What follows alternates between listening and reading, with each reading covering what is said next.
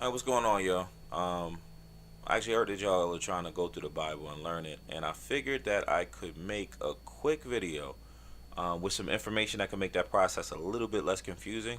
Because I remember how it was when I first started, and it was kind of like, all right, what is going on? How do they not know that's Jesus?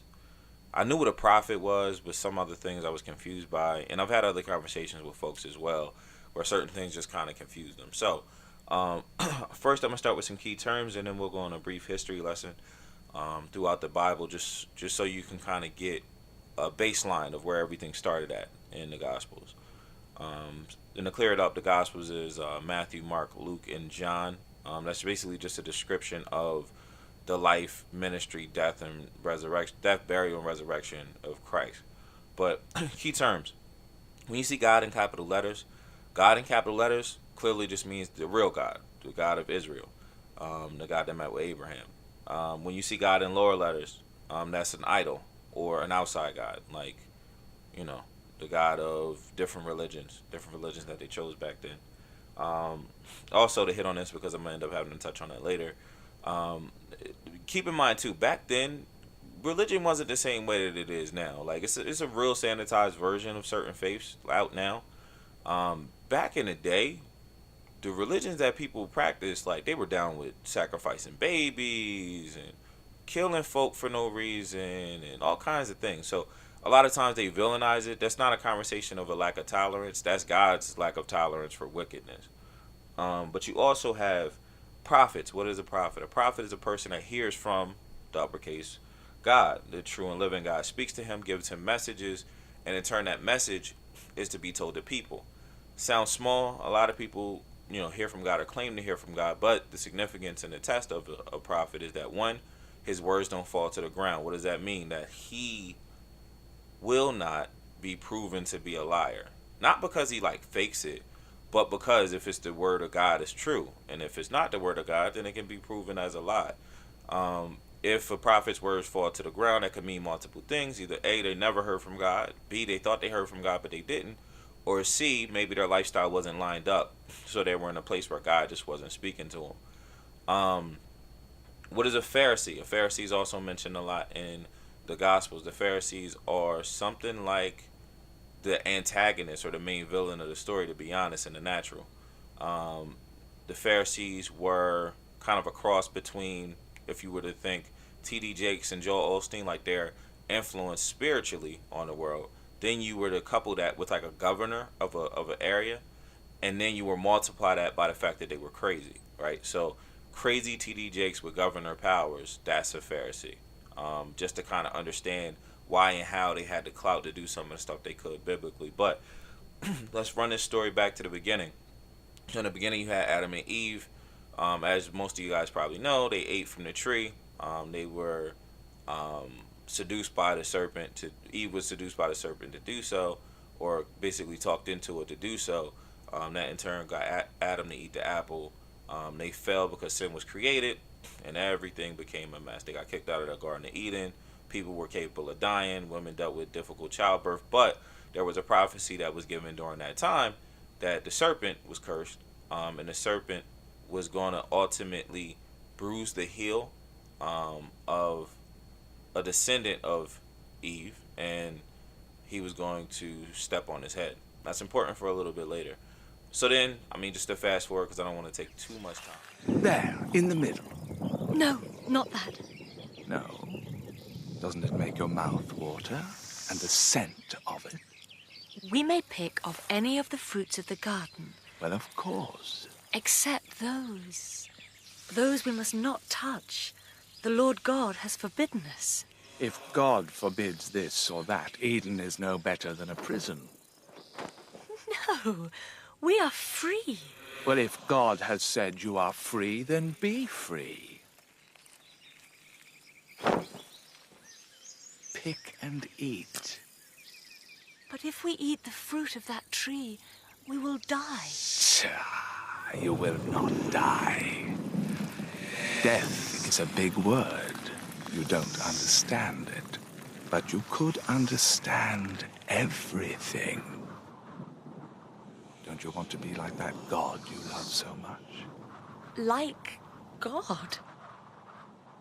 Yes. But you would rather be a slave.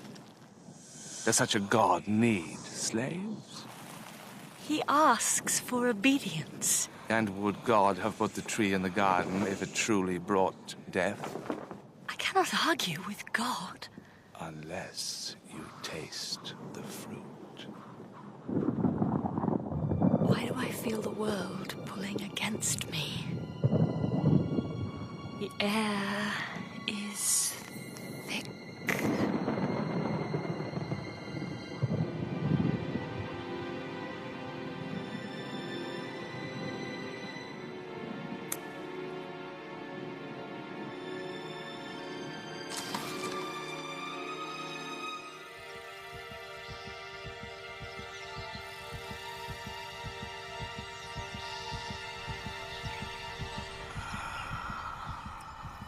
Perfection.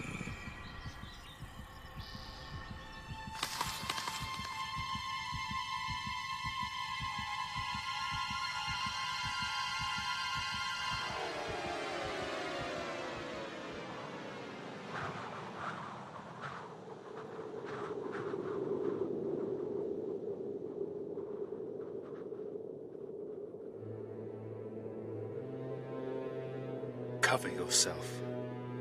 From you or from God? What have we done? We have Noah in the flood. God ends up basically hitting the reset button on humanity really quick, and Noah's sons basically repopulate the earth. After that, people just start kind of doing their own thing, living normal lives. Most people kind of turn away from God, to be honest, and start building their own gods just throughout time. It's a whole lot into that once again we don't have really fully time to get into, and it's too much information for this anyway. But out of the descendants of the people that grew up and were around that time, you have Abraham. Abraham was the guy that decided to say, oh wait, let me seek out this real God. So he ended up ultimately hearing from God, and God sent him out to his own country.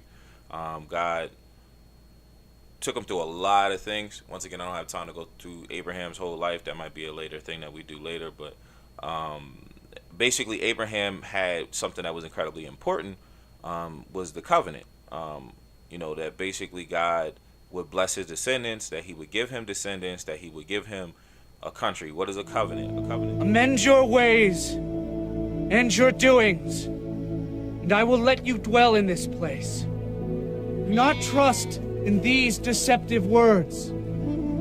This is the temple of the Lord. The temple of the Lord. Temple of the Lord.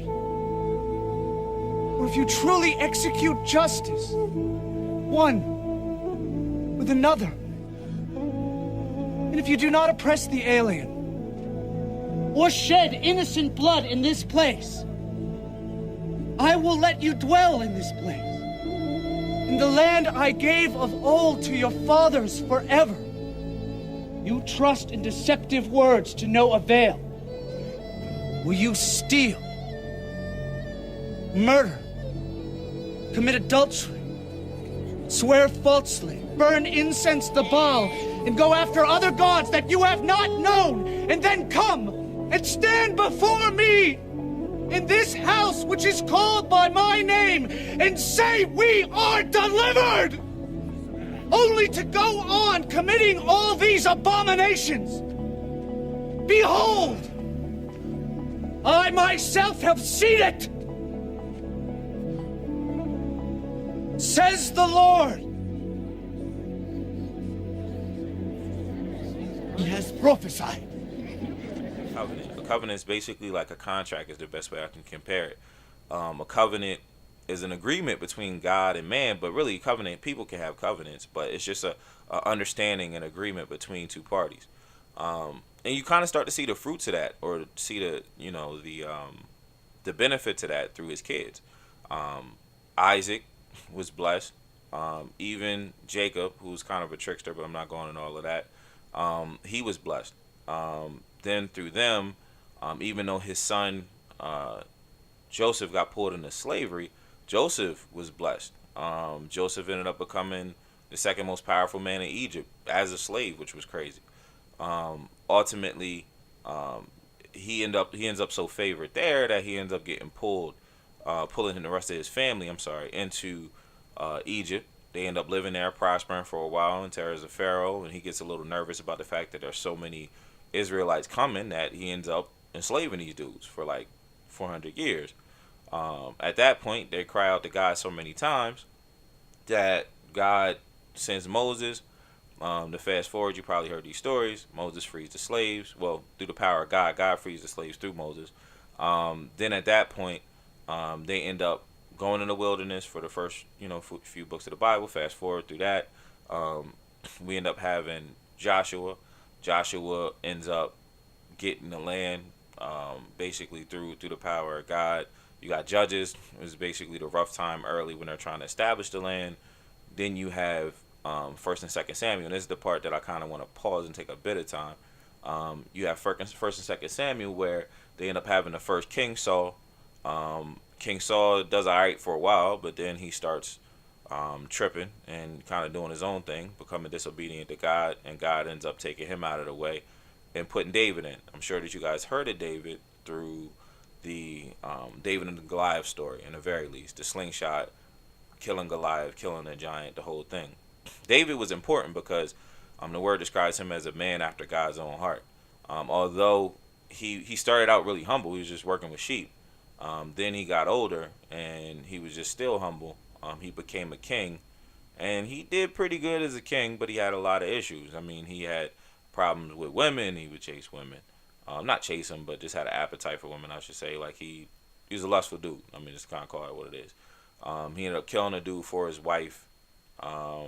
He had kind of a temper, but ultimately in everything, he had a desire and a love for God. God blessed that, in spite of him to some extent, and told him that basically his descendant, his son Solomon, would be fine. Like, he would be fine. He'd be able to build the temple that David never got a chance to build, and that he would prosper. So here comes Solomon. Solomon's a super young king.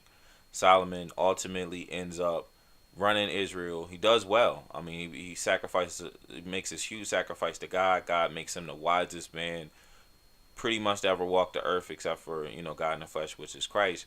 And it sounds like it's good. Then God warns him, hey, man, don't get too many wives, especially not too many foreign wives, because they're going to draw your heart away from you, which basically means, lead you to other gods, lowercase gods. That's exactly what happened. So he ends up with about 700 wives and like 300 concubines. Like, that's crazy. And he ends up worshiping those gods for a while, going crazy for a while. And you can read that in Ecclesiastes and not really Proverbs as much, because he was kind of on his demon in Proverbs. So then this starts a downward spiral where Solomon's line, ultimately Israel splits into two different countries. Idolatry is kind of in full effect, where like you have some good kings that come in, but it's a lot of idolatry, and at certain points, and you can see all this kind of break down in First and Second Kings, where ultimately everything culminates with them trying to get some kind of pact with Egypt, and they're worshiping other gods, and they're doing all this ridiculous stuff, and God basically puts judgment on the country. This is a wrap for you. Y'all are gonna be slaves just like you were before. I'm gonna come get you though, but bam. All throughout the prophetic books that they had when they were in isolation, he starts to kind of hint at a Messiah. That term should sound familiar, but basically a Messiah is a savior. Once again, they accelerate this whole thing. They leave, go to Babylon. These oral traditions that are written down into something that's called the Talmud later on, but the Pharisees and the Sadducees start to kind of pop up around Babylon. They end up making their way back to Israel, but it still doesn't work. And when everything kind of starts, it's thousands of years since the beginning of the story where we had Abraham. People are still waiting for this Messiah, and they've concluded in their mind that the Messiah is supposed to be like a King David, a warrior king, as opposed to, because they're slaves. I mean, they're basically second class citizens in their own country. Rome runs everything, so it went from Babylon to Greece to this country to that country. Ultimately, ended up in Rome, and they're second class citizens. It's a hard piece for them. So they're waiting for David to come to take over this whole thing and to put them in the prominence that they were in before, where they have their own country and they could be at peace.